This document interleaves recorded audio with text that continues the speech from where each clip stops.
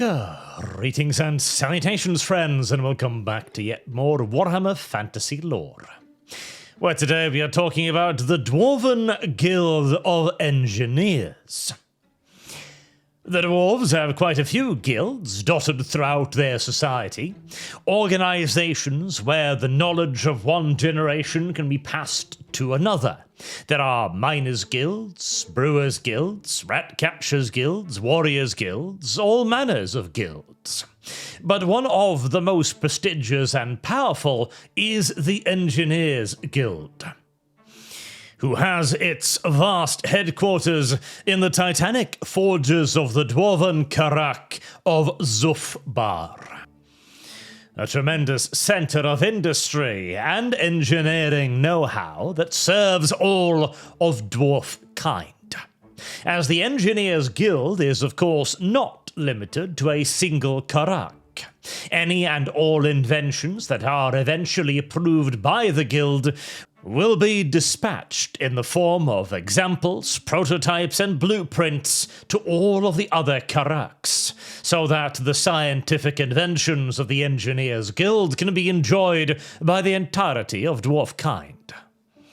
Pretty much every single piece of technology currently in work at any of the Karaks across the World's Edge Mountains and beyond are the products of the Dwarven Guild of Engineers, at least in some way, shape, or form. Many of the mechanisms will have been produced at the forges of Zufbar itself. Many others will have been produced from detailed plans provided to other Karaks from the guild. This allows for a great degree of standardization, which eases the production of things like spare parts and maintenance operations, as they can be pretty much unified throughout the Karaks.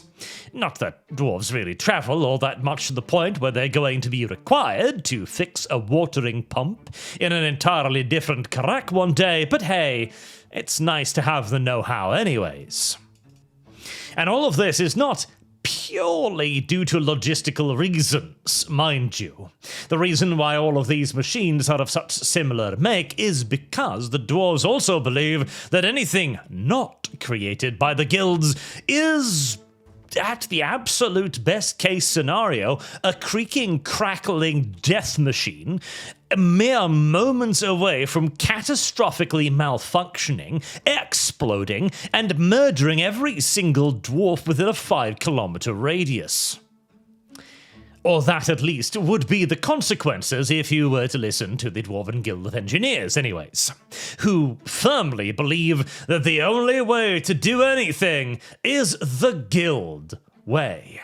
And in the guild's defense, they do have a point. The Dwarven Guilds of Engineers have been around for thousands of years, and what they haven't thought of already, well, maybe it just kinda straight up shouldn't exist. A point of both much pride for the dwarves and constant annoyance and chagrin from ever new generations of young and daring innovators. But we are getting somewhat ahead of ourselves. Let's begin with the basics, shall we? The Dwarven Guilds of Engineers is, as the name implies, a guild of professional engineers whose primary purposes it is to produce the huge quantities of material and machinery that is required to keep the various dwarf halls operational. This is everything from lamp packs to mining equipment to specialized sensors and gear required to determine the precise richness and locations of ore veins. Things like elevator lifts to allow dwarfs to travel effortlessly up and down tremendous distances. Or similar contraptions that go sideways, like automated mine carts designed to carry huge quantities of ore from one area to another. They also dabble in things like automated drilling equipment, or simply things that makes drilling and mining easier, or smithing for that matter, or communications, or travel, or just about anything and everything. If it is mechanical in origin or purpose, it is, in all due likelihood, the purview of the Engineers Guild. All of this is, of course, of tremendous value to the dwarves, whose not exactly booming population numbers means that they have got to make absolutely every effort imaginable to ensure that their empire can be run efficiently and, perhaps even more importantly, safely. As one of the most important part of any piece of dwarven machinery is the ability for it to run completely unsupervised and only occasionally maintained by a swift and determined blow from a wrench, preferably, gotta have the right tools after all, for the next 1,000 or so years. Slight exaggeration, but they do expect their machinery to be running for an extraordinarily long time, and frequently in very inhospitable environments. And that is a lot harder than you might think it is. Sure, creating a spinning fan designed to move air from one place where there is fresh air to another place, like deep down in the mines where fresh air is a exceedingly rare and valuable commodity, might sound pretty easy. You just make a fan. But when one of those fans is constantly being clogged by oil, smoke, sweat, blood, tears, the various fluids that flow quite freely in the depth of a dwarven mind, those fan blades are going to get awfully sticky awfully quickly, and as they get stickier and spin, less and less air is moved, and the less air is down in the mines, the more dwarves will eventually die. And contrary to popular belief, that is actually an issue. This level of perfectionism is a strength and a weakness. It means that anything that comes with the Engineers Guild's stamp on it is not only going to do its job, but it's going to do it in pretty much any situation whatsoever, and for a very, very long time. You may safely rely on anything and everything they produce. A heartening fact when you're riding an elevator straight down a 1,000-foot deep hole in a mountain. This, of course, gives the Engineers Guild an enormous amount of prestige, as thousands of dwarves rely upon their inventions every single day. And becoming an officially accredited engineer is a huge honor for any dwarf. The only greater honor any mountain dweller could conceivably ask for is to have one of their inventions accepted by the guild and put into mass production with its official seal, its guarantee of quality on it.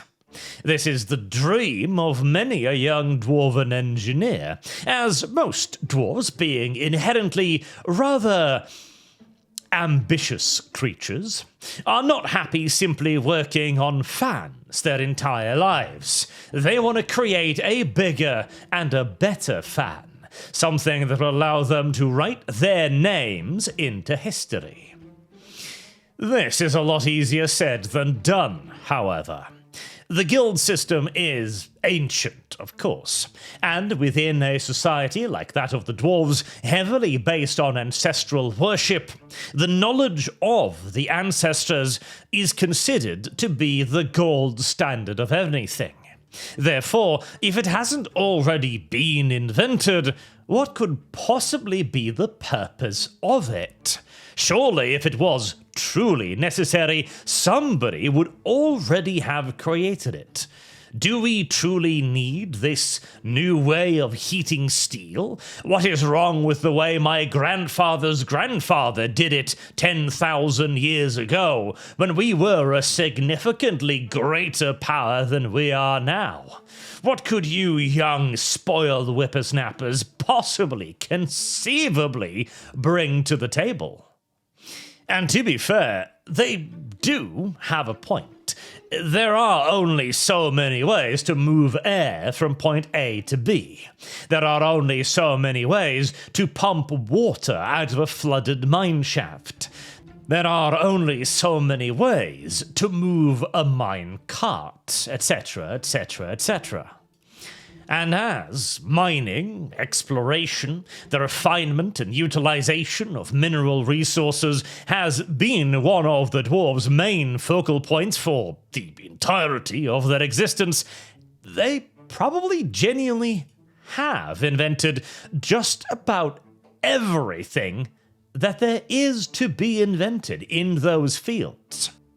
So those few and genuinely new breakthroughs that are created are extraordinarily rare, and often found either in the extreme peripheries of things, like creating airships, for examples, or ironclad warships, or, very often, in the fields of warfare.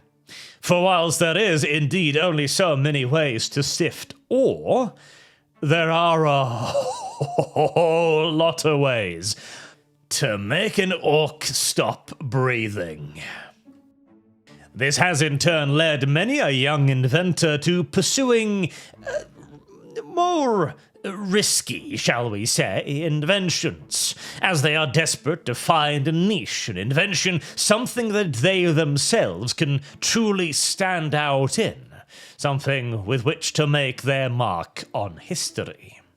Which is all well and good, except when you're inventing ways to make orcs stop breathing, you on many an occasion accidentally invent a few ways for dwarves to stop breathing as well, leading to far more volatility in the experiments, which in turn leads the elders to grow even pickier in their selection and approval process, which is already legendarily strict.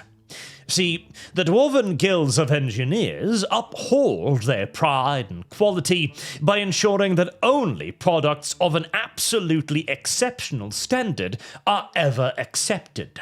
Meaning that even the best invention is probably going to go through decades-long iterative phases until the product is quite literally perfect. As even the slightest flaw or imperfection, or even simply a lack of adequate robustness beneath the rather harsh handling of the dwarven longbeards, will lead to a failing grade. This is for several reasons. One, the quality expectations of the Guild of Engineers must not be compromised. Everything they produce must be of the highest quality, because dwarves rely upon it for their lives, well-beings, and their efforts every day. Secondly, the younglings are always trying to come up with some brand new way to kill themselves and absolutely everybody else. They need to be kept in check. And thirdly, of course, tradition.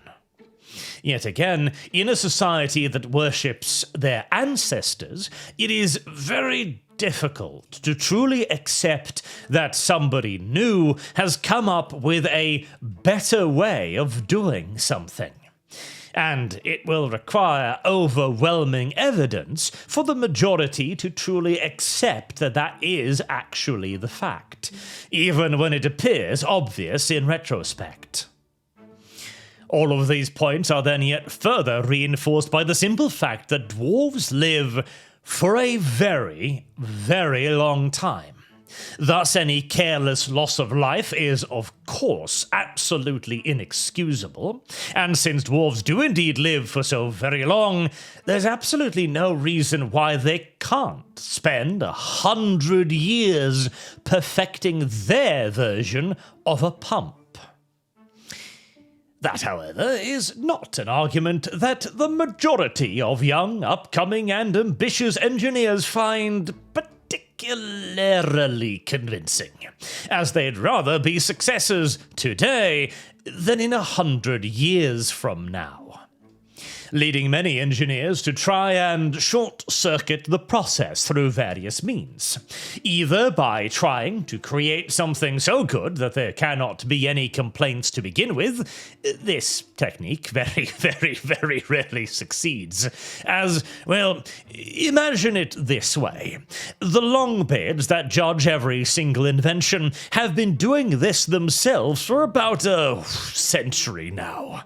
Their jobs are quite literally to find problems in anything and everything, and if they can't find any shortcomings, to manufacture them, if for no other reason than to put the young whippersnapper in his place, to ensure that he doesn't get too hasty or take any shortcuts. So getting past that on the first try is unlikely. Other ways that Dwarven engineers might try to sidestep the official guild channels is by creating things outside of the framework, which is actually allowed. You do not have to be a member of the Guild of Engineers to invent anything. It is the preferred way of doing so because you will have access, of course, to an enormous amount of learning and skill and equipment. But this too can prove a challenge and an impediment. Indeed, much of the technological inertia and also eventual rot of Dwarven technology comes from this. See, Dwarven engineers view one another as rivals as well. Obviously, what has already been invented will be produced in adequate quantities and with great pride. But if you've spent the last 80 years of your life working on a particularly fanciful wrench, you are going to be very, very, very careful that nobody else is going to figure out how that wrench works. And whatever metallurgical trick or ergonomical fancy you came up with to begin making that wrench better. This in turn means that many ancient engineers develop certain tricks and procedures to create new types of alloys or ways to work metal under specific circumstances to create just the right type of outcome to help an invention along. These secrets are all guarded quite jealously, as they are not viewed as finished goods but as part of the refining process, and are not taught to new engineers without a deep bond of trust being created first. A new engineer needs to be worthy to learn these secrets, and they can only become worthy if they have demonstrated a deep and heartfelt dedication to the craft. This means that due to the sheer ridiculous standards in play, many pieces of technique or technology will slowly but surely be lost over the years, as a Dwarven engineer who knows 1,000 different ways to temper metal may only be able to teach 999 of those to his most favored pupil, and he can only teach so and so many pupils at the time, meaning that once that dwarf eventually shuffles off this mortal coil, there will be one less technique known by the dwarves, and there will be one less dwarf able to teach the remaining 999. And on some occasions, it's not even the secretive nature of the master engineers that are to blame for this. Some procedures, some forms of runecraft in particular, or metallurgic marvels, well, they just take an unfathomably long period of time to produce. For example, the Dwarven rune fangs crafted for the Elector Count of the Empire. These were promised to Sigmar himself in return for his significant and valiant contribution to the safety of the Dwarven Carracks. These rune fangs weren't delivered until long after Sigmar and all of the original Elector Counts had passed away, because it simply takes that long to produce a rune fang. Many pieces of truly ancient technology, such as the siege golems sleeping in the very deepest, darkest levels of the Carracks, they took generations of smiths to craft. The knowledge to even begin such an undertaking has long been lost, and even if it could somehow be rediscovered, it would take far beyond the lifetime of a single master smith to create even a single one of them. This then also launches us, of course, into the question of whether or not any of this is truly necessary. Does it really take that long to create a siege golem? Or is that manufacturing process itself laid down with levels upon levels of pointless rituals, of actions that must be taken because nobody knows any better?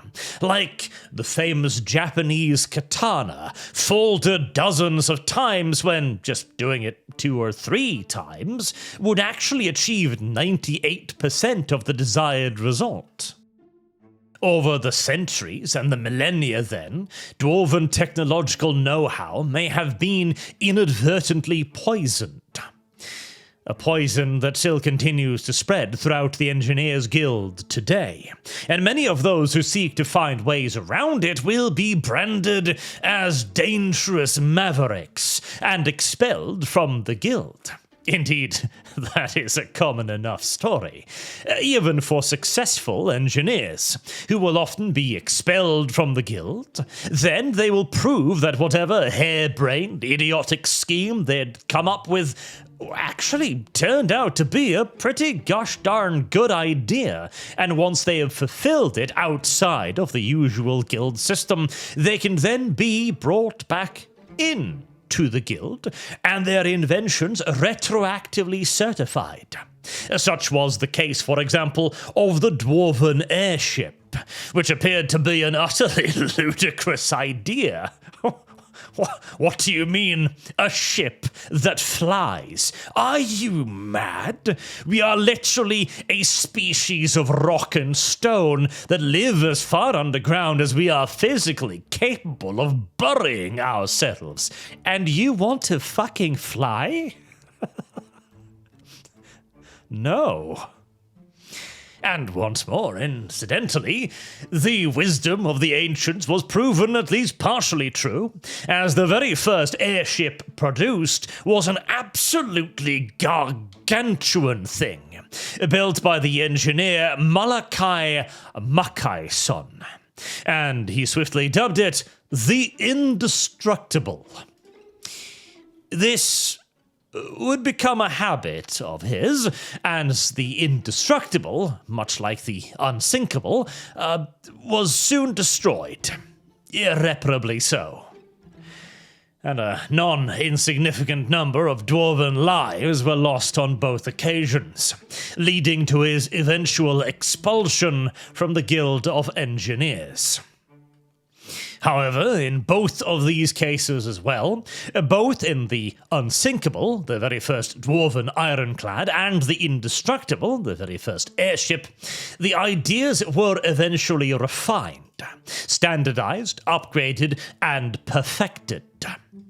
Until today, dwarven ironclads are a well-understood mathematical principle. The dwarves can now build them more or less at will, even though it does take an incredible amount of time to construct even a single one. The concept of airships is also now generally accepted to be something that can be replicated on a large and continuous scale by dwarven engineers too. In fact, now the only argument is how many guns they can, responsibly, relatively speaking, put onto the things, and whether or not they can mount giant harpoons inside of the balloon. For hunting dragons, of course. I mean, why else would you even build an airship, really? And it's not like the dwarves are lacking for enemies or anything. So building bigger, more brutal things to bombard their enemies into resolute submission seems like a pretty good idea overall. But that is not the purpose of the Dwarven Guild of Engineers. It is to produce things of exceptional quality and relative safety, even if they can on occasion be talked into some fairly harebrained schemes. Remember, Malachi Mackayson was a part of the Guild of Engineers when he built both of those massive failures. It really isn't as anal and restrictive an organization as you are often led to believe. They are a necessary one. The dwarves, with their long lives, require quality and reliability first and foremost. Innovation is not at the absolute top of their priority list. And yet, even so still, we can see through things like the ironclads and the airships that they are still able to get these technological breakthroughs. Really, the Dwarven Guild of Engineers is working out pretty well, with the only real shortcoming being, of course, that slow erosion of technological know-how, which can only ever be counterweighed either by an expedited training program, and you know for damn sure the dwarves aren't going to do that. Expedite is an exceedingly dirty word after all. Or via yet further innovation, which is complicated by the nature of the review board. Perhaps the dwarves could benefit from a bit more in the way of private enterprise. And that does happen on occasion as well. Malachi's earliest seed money for some of his projects was coming directly from people who saw the benefits of his inventions and wanted to fund him. As even if you do this within the Guild of Engineers, of course, getting money for all of your experiments, all of your machines and all of your ideas is often up to oneself. Unless one has a sufficiently grand and great reputation within the guild in order to set their own prize. And even in the case of well-funded projects, again, the failure rates are high. Indeed, there are even generational projects where one engineer begins it only to have the invention finally be completed and pass the inspections long after the original inventor died, as following generations takes up the mantle of the inventor and tries to perfect their craft. This has further been complicated on occasion by the rather paranoid nature of the original inventors, with it being quite common for certain engineers that feel like somebody might be looking over their shoulders to work in deliberate flaws and errors in their designs that only they know about, so that they can remove them when they're actually finishing the project. That way, if anyone steals the plans, they will gain access to not a regular pump, but rather a highly volatile alcohol-fueled bomb. On occasion, the engineer himself forgets about the myriad of traps that he's worked into his own designs, and that often leads to severe consequences too, as with Malachi Mackayson, there are absolutely ways for the Guild of Engineers to take away one's position and rank within the guild. Indeed, over the millennia, the guild has invented a wide array of punishments that can be used against over-eager individuals. These are usually quite harsh by dwarven standards, to make sure that anyone who receives one of them is not going to make that mistake ever again, usually involving a dwarf's beard and lengthy, extraordinarily filthy cleanings of exposed coolant pipes or oil leakages. Highly instructional corrections. The most stringent punishment of all, of course, is exile from the guild itself, which is handed out not as often as perhaps it should, considering the insinkable was followed by the indestructible, but it is nevertheless one of the greatest fears of any engineer, and many of an expelled engineer has either believed so firmly in their idea that they have devoted their entire life to seeing it completed and perfected, or seeing them shave their heads and taking up the Slayer Oath afterwards. A rather extreme option that has at least worked out pretty well for Malachi Mackay's son, I do suppose. All in all, then, the Dwarven Guild of Engineers is a valued and incredibly worthwhile institution. Whilst it is a little bit old-fashioned here and there, sure, and it does absolutely impede progress on occasion, I believe we have all learned by now that progress in and of itself, soul singularly as an innovative force is not necessarily always for the good of everyone involved. On plentiful occasions, progress does indeed need to be carefully and effectively constrained by the bounds of tradition, lest it endanger everyone involved, and countless more as the consequences of unfeathered progress can take a long time to come fully to catastrophic fruition. The longbeards aren't always declining inventions just to be assholes, though they certainly do take a certain degree of enjoyment in that.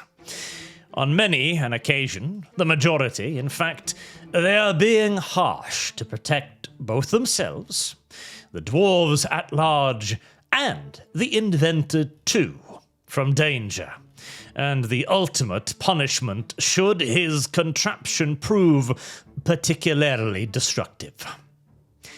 Until next time, I've been Arch. Thank you all very much for listening, and I do hope to see all of you again soon.